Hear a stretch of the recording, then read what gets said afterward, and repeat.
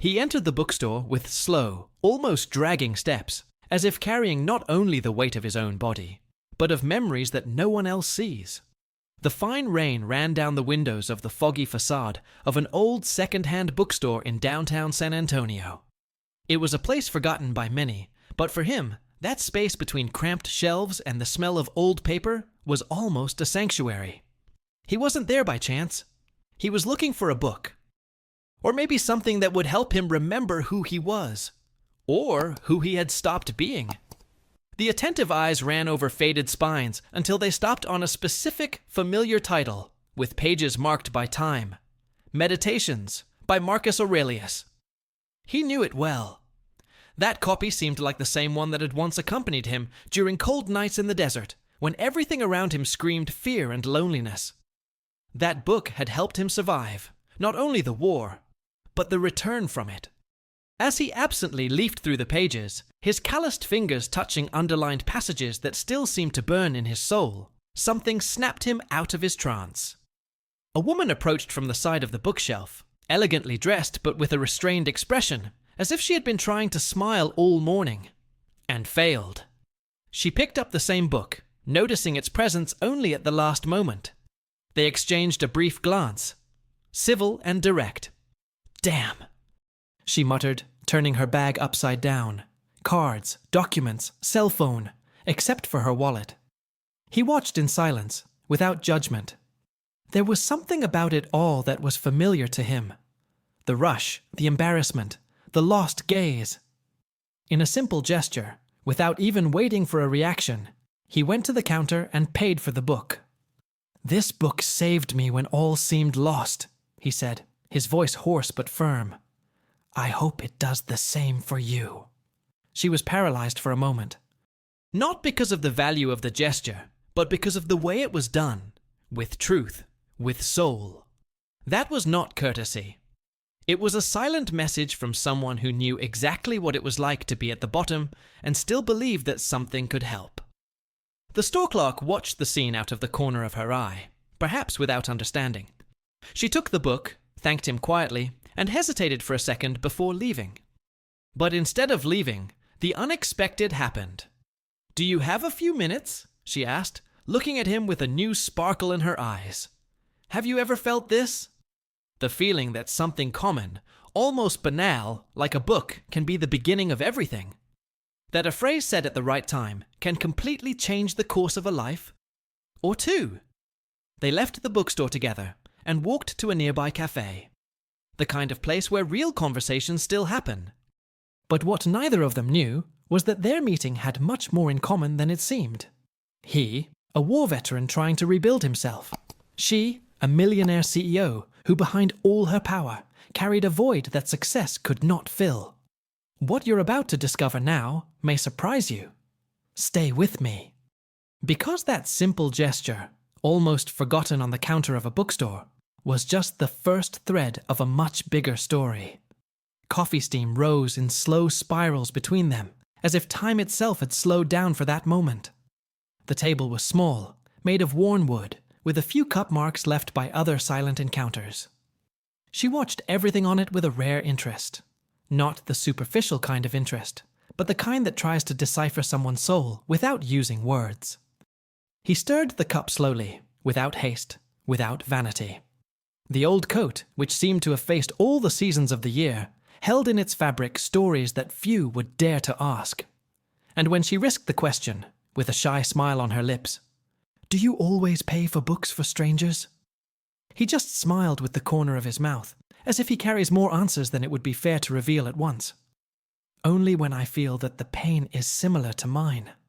The sentence fell on the table like a heavy whisper, and she understood, even without knowing what he had experienced, that there was something much deeper there than kindness. There was identification. An echo. For a few seconds, he looked outside, through the dirty window of the cafe.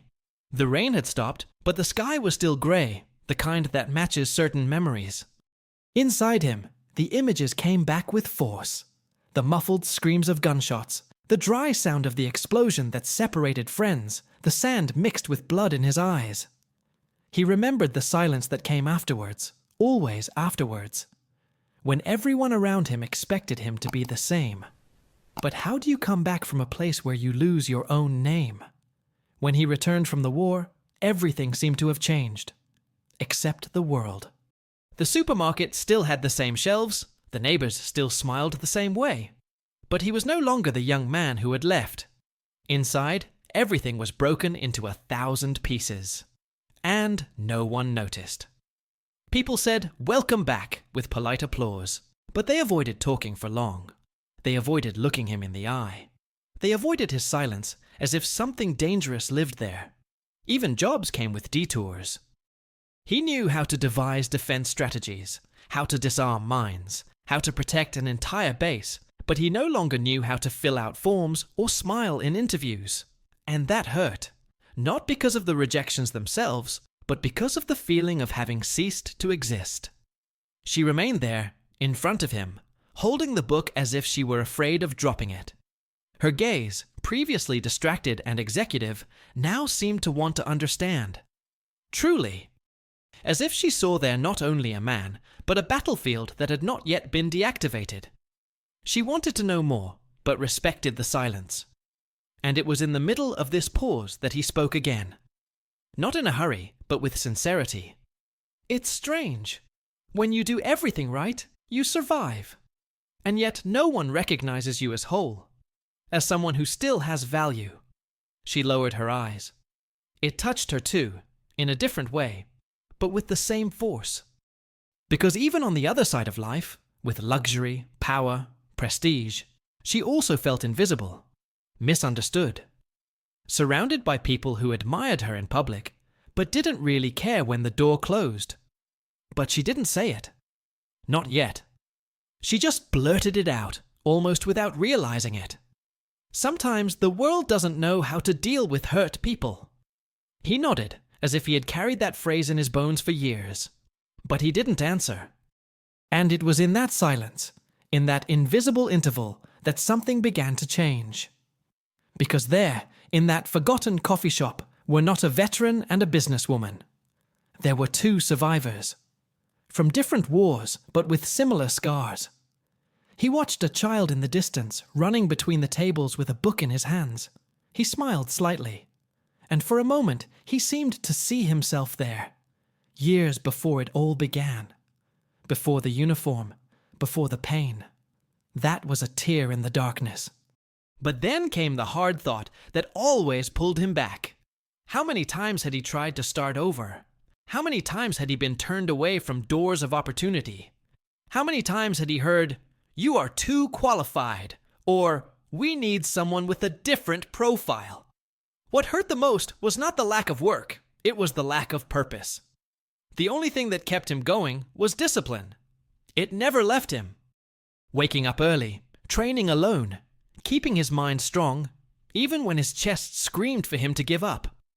And now, here, with a woman who truly listened to him, he wondered, was it too late to change? She, across the table, was consumed with internal conflict. For the first time in years, she felt like dropping everything. Schedules, meetings, investors, and listening. Listening to an ordinary man who, without knowing it, was telling her everything she needed to hear. And it baffled her. How could he be so effortlessly genuine? How could someone so broken be so whole?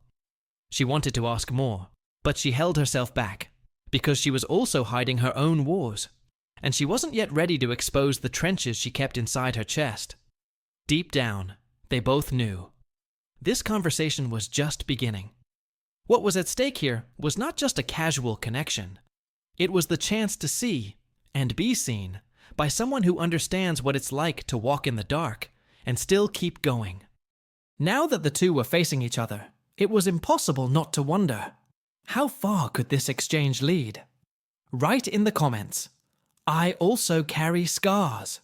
She adjusted the collar of her wool coat, looking away for a moment, as if drawing courage from her own breath. The coffee was already cooling in the cups, but the air between them was warmer, thicker. For a moment, she looked as ordinary as anyone sitting there, even though the entire city recognized her from the headlines as the mastermind behind the Vandellis empire. one of the most influential companies in the country. But at that table, without the high heels of authority or the invisible shields that supported her image, she looked just exhausted. He took a deep breath, touching the book with his fingertips, as if he were holding something fragile or dangerous. I didn't come here to buy a book. Her voice was lower now, as if she were confessing something she'd been hiding for a long time. Actually, I just wanted to disappear for a few hours. No notifications, no decisions, no people asking, what's the next step, like I was a human GPS. He said nothing, but his eyes, steady and attentive, said it all. She continued. I spent years thinking I had it all. And maybe I do. The world says I do. But behind the scenes of my life, I sleep with the feeling that everything is just a set, that everything can fall apart with a single, sincere question. Are you truly happy? Silence stretched between them. This time, it didn't hurt. It was necessary. She squeezed the cup tightly, as if she wanted to squeeze some answer out of it. And then she blurted out, "That book appeared in the window this morning. I thought it was strange. I had read it before, years ago. But today, it seemed to be calling me again, like a sign." He nodded slowly. She didn't need to explain further. He knew that feeling. Of finding something that was once a part of you at a time when everything seemed too dark. But what she said next hit him like a slap in the face. "But it was you who made me stop. It wasn't the book. It was the way you looked at me, like you already knew. And maybe you did." She gave a half smile, but her eyes were shining with weariness. "People listen to me every day, hundreds of them. But I myself don't know how to listen anymore. I just give orders, plan, and execute. And from giving orders so much, I forgot what it's like to just be." There was a moment when she almost cried. Not out of sadness, but out of relief. And there, in front of a stranger, with a face marked by time and battles, she felt safe enough to lower all the defenses she had maintained for so long. The truth is, I don't know who I am without my titles, and that's scary." He looked at her tenderly, not with pity. He hated pity, but with the understanding of someone who had also lost his own identity. "I know what it's like," he replied. "In war, you're trained to be part of something, a uniform, a hierarchy, and then suddenly you come back, and no one needs you anymore. You become a hindrance, a burden, and you start to wonder if you were ever really useful." She rested her elbows on the table and said softly, "Can we still rebuild ourselves, even after everything?" He didn't answer with words, but his look said, "Yes, if it's together." Outside, the rain had stopped completely. The sky was still a heavy gray, but small beams of light were beginning to pierce the clouds. And maybe it was just a coincidence, but that light was touching exactly where her chair was. She noticed. She smiled. A light, almost childish smile, which contrasted with the public image of the woman who commands meetings with men 3 times her age and billionaires. There was no longer the CEO. There was just a woman trying to remember what it was like to take a deep breath without worrying about the clock. He, in turn, hadn't known what it was for years, living without being alert. Every step he took was like crossing an invisible minefield, where any noise could trigger a memory. But that afternoon, beside her, there was a new and dangerous feeling. Peace. It was still faint, almost imperceptible, but it was there. They fell silent again, a comfortable silence this time. And then a group of people entered the coffee shop. 3 men in suits, talking loudly, recognizing her almost immediately. "Dr. Reynolds? I can't believe it. You here? We really need to talk about the committee." She interrupted them with a firm gesture, without arrogance. "Not today. I took the day to just be people." The men hesitated, disconcerted. They exchanged quick glances with the veteran, probably wondering who that guy was. But they moved away, respecting, or fearing, the tone she used. He looked at her, impressed. "It's not easy to do this," she replied. "It's not, but I think I've started to understand that sometimes it's either that or we lose ourselves forever." At that moment, they both knew that something was happening there. Something that had no name, nor a specific destination. But that deserved to be explored, and deep down, he knew it wasn't about books or coffee. It was about finding in the other parts of yourself that you thought were lost forever. He took the book from her hand and showed her a marked page. He read in a low voice, "The happiness of your life depends on the quality of your thoughts." She stared at him, as if that sentence made more sense now than ever. And she simply said, "I think this book will save me again." Write in the comments. Some scars teach more than diplomas. The two of them left the cafe in silence, walking side by side along the wet sidewalks of the city center. The noise of the cars seemed distant, as if the world around them had turned down. She pulled her coat tighter around her body, perhaps because of the slight chill of the wind, perhaps because of a discomfort she couldn't name. He, on the other hand, kept his pace steady, although his gaze remained suspicious, like someone carrying too many memories on their shoulders to allow themselves to completely relax. And right there, next to someone who seemed to finally see him, he still walked with one foot in the past and the other on the defensive.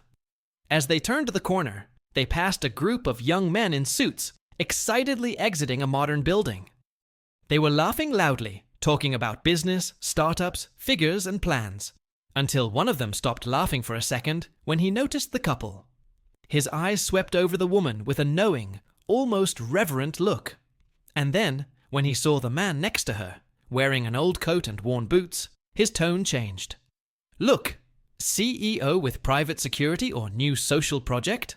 said one, his voice full of sarcasm. The others laughed. Discreetly, but they laughed. She noticed. Her breathing changed. It became shorter. Her eyes flashed, but it wasn't emotion. It was suppressed anger. He, however, didn't flinch. He didn't even quicken his pace. He just gave the young men a steady look, but he didn't say anything. It was the kind of situation he knew all too well, and it was precisely that familiarity that hurt the most. "They don't know what I've had to swallow without saying a word," he said quietly, almost like a loose thought. She stopped walking. "You have been through this a lot, haven't you?" He smiled without showing his teeth, and he responded with a naturalness that disarmed her. "More than what I've been through, I've learned not to wait for applause. And when you stop waiting, every sincere gesture becomes worth more." She watched him for a moment, wondering how many times he had been judged like this. Not for anything he had done, but for what he wore, for what he did not show, for the lack of titles or labels that the world would consider valuable. "And there was a day," he continued, "when I was turned away from a fancy restaurant. I was hungry, and all I wanted to do was eat. The bouncer looked at my coat, my manner, and said I didn't fit in with the place, that the customers might feel uncomfortable. I stood there, holding my wallet with medals folded in an old compartment, and listening to a kid tell me I wasn't welcome in a place where I could pay for every dish on the table." She put her hand to her mouth in surprise, but he continued. "It didn't hurt me for me. It hurt me for others who had already gone through this and didn't even have a way to react. People who never had a medal, nor a voice. They were silent for a while. The young people were already far away. But what remained between them was no longer external judgment. It was internal discomfort. For the first time, she felt part of the problem. Part of a system that rewards appearance and forgets essence. That teaches us to recognize logos, but not looks. And you didn't react. Not like they expected. I just left, but I kept that moment. Because there are wounds that don't bleed on the outside, but that we feel throbbing every time the world repeats the same scene with a different costume." She held his arm, firmly, but also respectfully. "The world needs to hear you. It needs to hear stories like yours." He looked at her seriously. The world doesn't want to listen, Kate. The world wants to consume. It wants results. It wants image. And I don't look good in photos. She laughed, but not mockingly. She laughed with the weight of someone who understood, of someone who recognized a hidden truth that many try to hide under luxurious carpets. They walked a little further. She led him to a special place, a small garden in the middle of the buildings, hidden behind an old library. It was quiet, almost secret. They sat on a stone bench, and it was there that she broke the protocol of the world itself. "When I was little," she began, "I lived in a tiny apartment with my mother. My father left early, and for years my mother worked 3 shifts. We only saw each other on the weekends, and she would tell me, 'Daughter, life will test you, but never let anyone think you're worth less just because you're wearing the wrong clothes.'" She paused for a second. She took a deep breath. "And even hearing that, I grew up and created a company that did the opposite.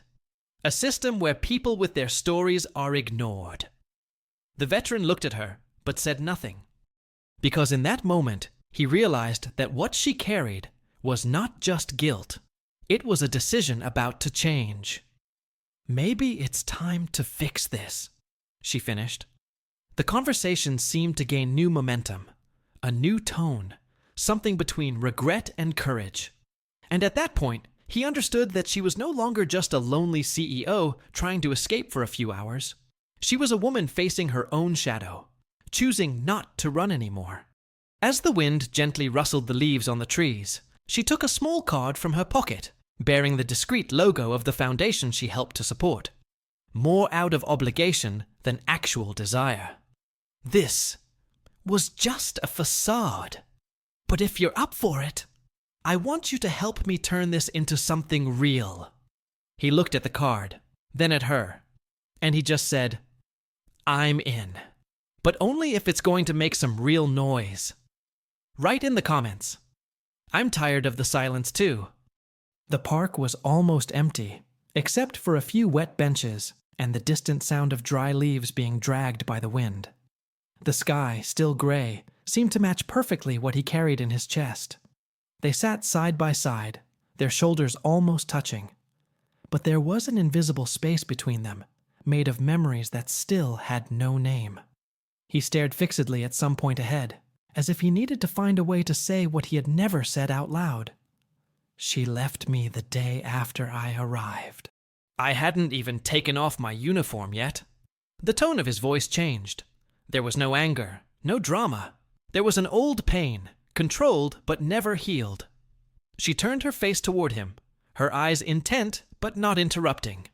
"He said I was different, that I looked different, that I slept as if I was expecting a bomb at any moment. And the truth is that I didn't know who I was anymore." He clasped his hands between his knees, his body slightly hunched over, as if holding an invisible weight in the center of his stomach. He took a deep breath. "I spent months waking up in the middle of the night thinking I was still there. Lying on the cold desert floor, my heart beating in rhythm with fear." She bit her lip, swallowing the silence she wanted to break. But she knew that sometimes listening is the greatest gesture of care. I don't blame her. I was really hard to live with back then, but after she left, the world became much quieter. And as strange as it may seem, I got used to it. He looked ahead again. The park seemed frozen in time. A bicycle leaned against a tree, a loose dog running after leaves. Everything continued, as if he had never left nor returned. And perhaps that was the biggest wound. Loneliness became routine. I learned to cook the basics, to make a shopping list, to sit at the table with no one to talk to. And when we get used to the emptiness, it's hard to believe that something different can happen. She felt a lump in her throat, because somehow all of this was talking about her too, in a completely different way, but equally painful. Because even surrounded by people, she knew what it was like to feel alone inside her home, in a luxury car, in a penthouse with a view of the entire city, and of nowhere at the same time. I tried to get a job. I went to dozens of interviews. They always asked me what I could do. I told them the truth. How to organize, react under pressure, protect people. No one wanted to hear that. They wanted to know if I knew how to use spreadsheets, if I had taken a customer service course, if I knew how to smile at customers. The truth is, it seemed like the whole world had changed languages, and I was left without subtitles. She held his arm firmly, as if to say, "I'm here," without needing to use words. And for the first time, he looked at her as if he were ready to drop that last armor. There was a moment when I almost gave up. Literally.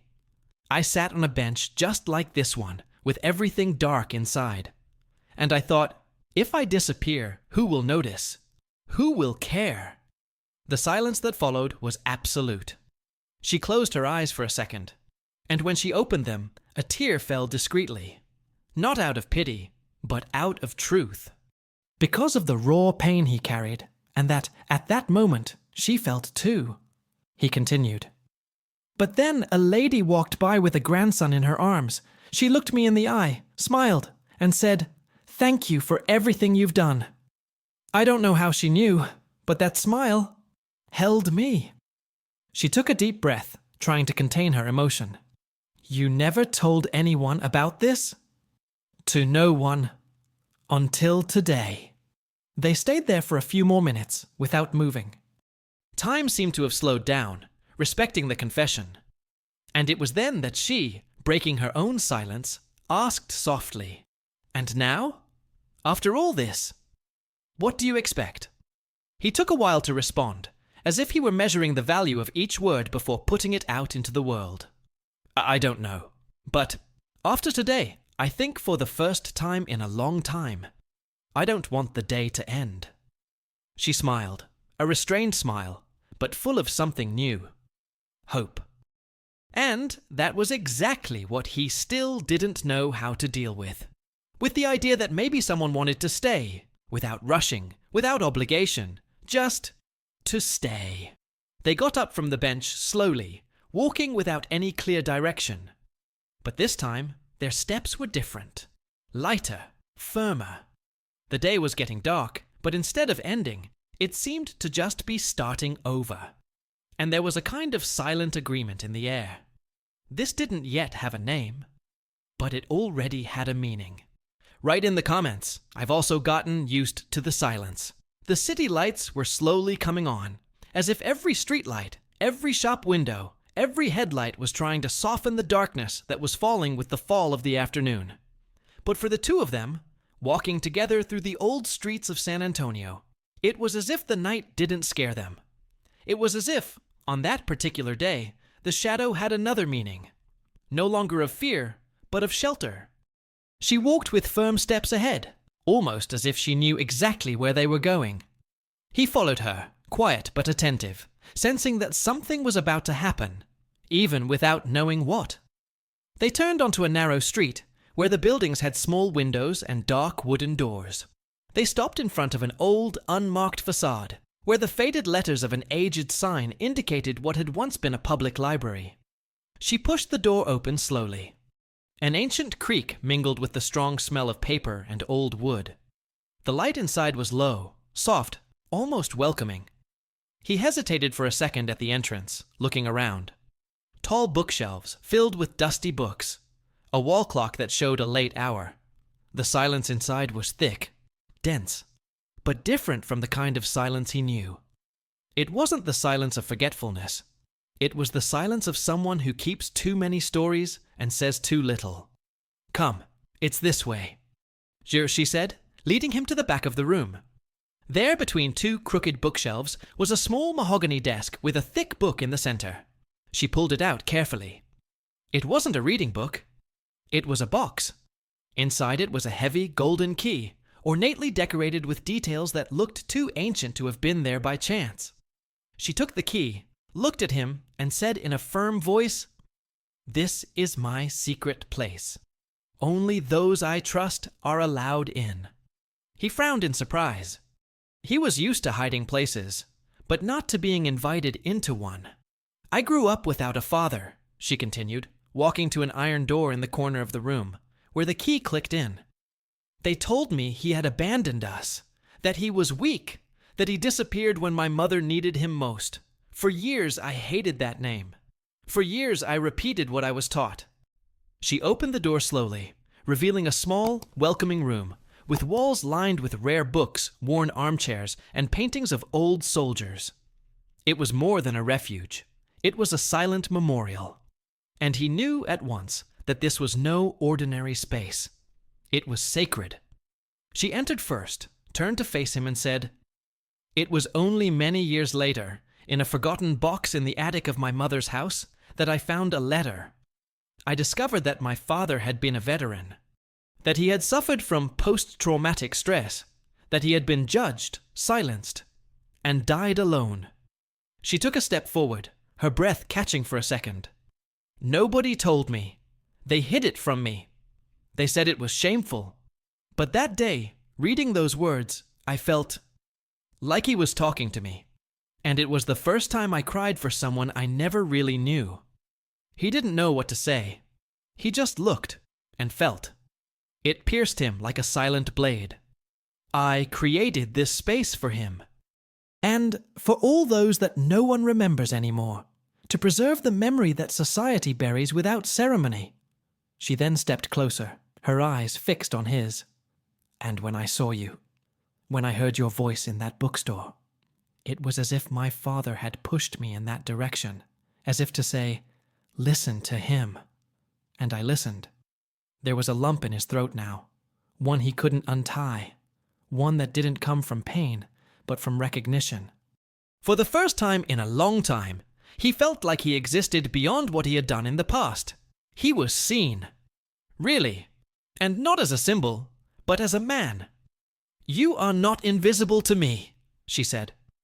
"I see you." And there, in that hidden space, in that place that mixed memories and revelations, two distant worlds finally touched. Not by coincidence, but by destiny. He walked over to one of the walls, where there were a series of old photographs. Anonymous soldiers. Men and women with tired eyes and tense shoulders. But there was something common in them all. Quiet courage. The same courage he saw in her. The same courage he tried to keep within himself, even on the darkest days. He stopped in front of a black and white photo frame, with a handwritten dedication in faded blue ink. He read it silently, and felt a shiver run down his spine. "Is that him?" he asked. She nodded. "This is the man I was taught to forget, but who today teaches me to remember." He closed his eyes for a moment. There was something sacred in that moment. A hidden truth, buried for years, finally being released. And deep down, something inside him began to move. As if the weight of decades was, little by little, being shared. The past was no longer just a wound. It was beginning to become a bridge. Write in the comments. Sometimes we just want to be truly seen. The sound of their footsteps was soft on the stone pavement, and the afternoon wind swept the silence tenderly. They walked side by side, unhurriedly, as if they had finally found a rhythm that required no defenses or justifications. There were not so many words anymore, not because there was nothing left to say, but because there was a new comfort in simply existing next to each other.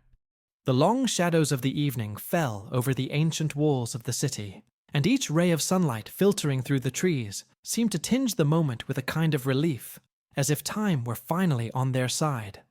She held the book close to her chest, clutching it as if it were still an anchor, a lifeline. But there was something different in her gaze. Less fear, less escape. When she turned her face to him, the question came out in a soft, almost childish tone. "Do you think he can still save me?" He looked at her with that look that doesn't judge, that doesn't pressure, that just sees. And he answered with the serenity of someone who has lost everything, and for that very reason, recognizes the value of what really matters. Maybe you don't need saving anymore. Maybe now you found something stronger than the fall. She smiled. A clean smile without armor. For the first time, she wasn't the CEO, nor the heiress of a brand, nor the woman everyone expected to solve the world with a meeting. She was just someone who also wanted to be chosen, by whom she didn't expect anything in return. His gesture came effortlessly. He took her hand. No theatrics, no promises, just a touch. Firm, warm, present. And there, in that touch, fit all the silences they had both carried for years. They walked to the edge of the river that ran through the city. The streetlights began to slowly turn on, reflecting on the water like small promises of continuity. They sat on a wooden bench overlooking the bridge. Neither of them spoke for a while. They just watched. They just felt. As if, after so much noise inside, the silence had become a home. She was still holding the book, but now with less force.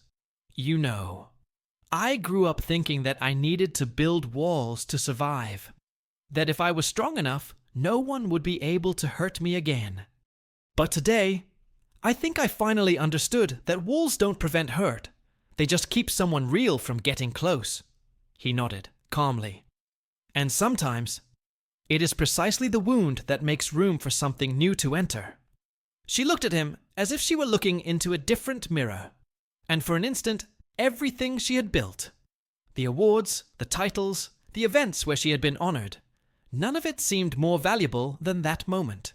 He shifted in his seat, taking a deep breath. The pain in his knee was still nagging, an old aftermath of a mission gone awry. But for the first time in years, the pain seemed less. Not because it was gone, but because he was no longer alone in carrying it.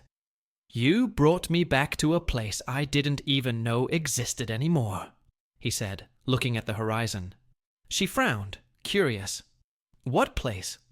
He thought for a moment, and then he replied, the place where someone looks at me and doesn't see a burden. They see someone. There was silence after that, but it wasn't empty. It was full. Full of everything that didn't need to be said. She opened the book in her hands, as if she were looking for something, and there, among the marked pages, she found a forgotten piece of paper. A newspaper clipping, carefully folded. When she opened it, she realized it was an old interview with an unknown war veteran. The article talked about purpose, about new beginnings, about how sometimes the real heroes are precisely those the world has forgotten. Is this your clipping? She asked. He leaned over to see. No, but it could be. She smiled. And then, out of nowhere, she laughed. She laughed heartily, as if something there had finally broken through that thick layer of guilt and control. You're a mystery, you know that? He shrugged, not arrogantly. I only experience things that don't fit on a resume. She shook her head, delighted by the simplicity of that sentence. Because it was true. He didn't need to prove anything. He was. And that was enough. Night fell, but neither of them moved. The lights of the river twinkled in the distance, and the world finally seemed to make sense, if only for one night. But something inside her said, it wasn't just one night. Maybe that simple gesture, buying a book, offering a coffee, really listening, had lit a spark that neither of them knew still existed. And now that it was lit, it would be hard to put out. So, if this message made sense to you, if at any point it made you think differently, or feel more deeply, leave a comment below. I also found meaning today. It will be good to know that you were with me until the end. Take advantage and subscribe to the channel. If these stories make you feel good, there are many more coming. All with soul, with truth, and with space for those who need to remember that they are not alone. There's a video here that continues this conversation, in a different way, but just as true. Click and come with me. We still have a lot to share.